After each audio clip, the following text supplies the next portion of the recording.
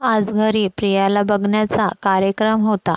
मामा मामी, काका काकू, दोन मावशी, आई बाबा, लहान बहीण सीमा आणि भाऊ सुजय असे सगळेच घरी हजर होते. कोणी नाश्ता पाहतंय तर कोणी घराची आवराआवर. मावशी आपली प्रियाला तयार करण्यात व्यस्त आहे. प्रिया घरातील मोठी मुलगी. गव्हाळ रंग, जेमतेम उंची, कमरेइतपत लांबसडक केस. स्वयंपाक करण्यात एकदम हुशार. ग्रॅज्युएशन संपवून अकाउंटमध्ये नोकरीला होती. आज बघण्याचा कार्यक्रम म्हणून छान काठपदराची पोपटी रंगाची साडी नेसली होती. काळ्याभोर लांबसडक केसांची वेणी घालून त्यावर एक गजरा माळला होता, जो दोन्ही बाजूंनी खांद्यावर सोडला होता. चेहऱ्यावर साधी पावडर आणि कपाळावर एक टिकली. अगदी साधी राहणी, तरी पण साडीवर फार सुंदर दिसत होती. घर अगदी साधं चाळीतलं, पण घराला घरपण तर घरच्या माणसांमुळे असतं ना. तेव्हाच तर एवढं मोठं कुटुंब एकत्र जमा होतं. काही वेळाने पाहुणे घरी दाखल झाले. दोन्ही कुटुंबाच्या ओळखी झाल्या. मुलामुलींची तोंड ओळख झाली. सागर उंच, धिप्पाड, गव्हाळ रंग, CA परीक्षेत शेवटच्या वर्षाला. शिवाय एका नामांकित कंपनीत नोकरीला होता. फिक्कट निळ्या रंगाचा शर्ट, काळ्या रंगाची पॅन्ट, हातात घड्याळ. बऱ्यापैकी रुबाबदार. अगदी प्रियाला शोभेसा होता. त्यामुळे नाही म्हणण्याचं कारणच नव्हतं. तरी मुलामुलीला भेटू घेऊ देत म्हणून मामीने दोघांना शेजारच्या काकूंच्या घरी मोकळीक दिली. आता आपल्या चाळीत घरं खूप लहान आणि सिनेमात दाखवतात तसं टेरेस गार्डन इथे कुठे मिळणार, म्हणून आपल्या शेजारचं घर अशावेळीही मदतीस येतात. असो, दोघांनीही एकमेकांना बघताच क्षणी पसंत केले होते आणि बाकी गोष्टी घरच्यांनी पाहिल्याच होत्या. दोघेही आपापल्या घरच्यांच्या शब्दाबाहेर नव्हते.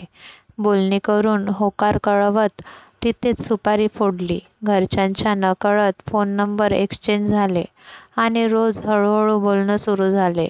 एकमेकांची आवड निवड कळायला लागली, स्वभाव कळले, मन जुळायला लागली. हळूहळू एकमेकांविषयी ओढ वाढायला लागली. इथे घरच्यांनी पत्रिका जुळवली तर 36 पैकी 36 गुण जुळत होते. सगळे एकदम खुश होते. आठवड्याभराने प्रियाचे मोठे काका मुंबईत आले. ते गावी स्थानिक असल्याने आणि बोलणीच्या वेळेस एका कामात अडकल्याने आले नव्हते. आज खास करून आपल्या गावच्या भटजींना घेऊन आले होते. आपल्या लाडक्या पुतणीची पत्रिका परत जुळवून पाहायला, कारण त्यांचा इथल्या भटजींवर अजिबात विश्वास नव्हता. काकांनी मुलाची इत्थंभूत माहिती विचारली. भटजींनी पत्रिका जुळवणी सुरू केली, पण इथेच गफलत झाली. सागर प्रियापेक्षा 5 वर्षांनी लहान होता. बस, काकांनी फर्मान सोडले, हे लग्न होणे नाही. या गोष्टीवरून दोन्ही कुटुंबात खूप वादावादी झाली. शिवीगाळ आणि भांडणसुद्धा झाली. सुपारी फोडली असताना असं अचानक नकार दिला. मुलाकडच्यांनी मुलीला दोष लावला तर मुलीकडच्यांनी मुलाला दोष लावला. काका मोठे असल्याने घरात त्यांच्या शब्दाला मान होता. ते सांगतात तर योग्यच असेल आणि तसंही समाजात समजत आहे, मुलगी मुलापेक्षा वयाने मोठे असू नये, हे आमच्या पूर्वजांचे विचार. त्याच शास्त्रीय कारण वेगळंच आहे. ते आता मी इथे सांगत नाही, पण इथे प्रिया आणि सागर नकळतपणे एकमेकांत गुंतले होते. जीव जडला होता दोघांचा एकमेकांवर. घरी एवढं रामायण घडलं, पण तरीही यांचं मन काही वळेना. हे दोघे अधूनमधून एकमेकांना भेटत होते. कधी मूव्ही तर कधी गार्डन. आता तर रोज स्टेशनपर्यंत सोबत असायचे. ऑफिस सुटल्यावर एक दिवस असंच त्यांना एकत्र स्टेशनवर सुजयने पाहिलं आणि घरी कळालं. प्रियाने घरी सगळं खरं सांगून टाकले, पण घरच्यांना ते मान्य नव्हते. त्यांनी अनेकदा तिला आणि सागरला दमदाटी करून समजावले, पण प्रिया आणि सागर प्रेमात अखंड बुडाले होते. प्रसंगी प्रियाला मारहाणही करण्यात आली. असंच एकदा सर्व गोष्टीला कंटाळून प्रियाने आत्महत्येचा प्रयत्न केला, पण सुदैवाने ती यातून वाचली. पुढे असा प्रयत्न करू नये म्हणून सतत तिच्यासोबत कुणी ना कुणी असायचे.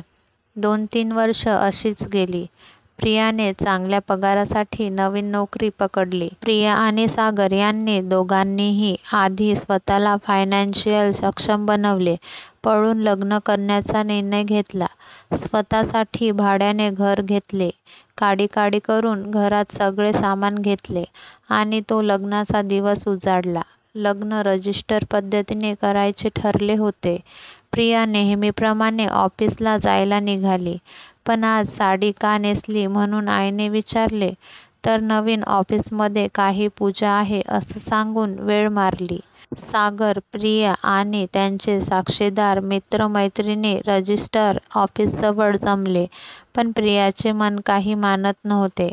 ती सर्वांची नजर चुकवून एका कोपऱ्यात गेली आणि तिथून तिने थेट तिच्या वडिलांना फोन केला. प्रिया, पप्पा, मी मॅरेज रजिस्ट्रेशन ऑफिसमध्ये आहे सागरसोबत लग्न करण्यासाठी. पप्पा हो म्हणा ना, यापुढे तुमच्याकडे काही नाही मागणार पप्पा. तुमच्या आशीर्वादाने होऊन जाऊ देत ना सगळं. आवाजात एक दर्द होता. डोळे पाणावले होते. पोरीच्या या विनवणीने वडिलांचेही डोळे पाणावले. मुलीच्या मनात आजही आपल्यासाठी तितकाच आदर आहे. आपण नाही म्हणालो तर तिचा विश्वास कायमचा गमावून बसू.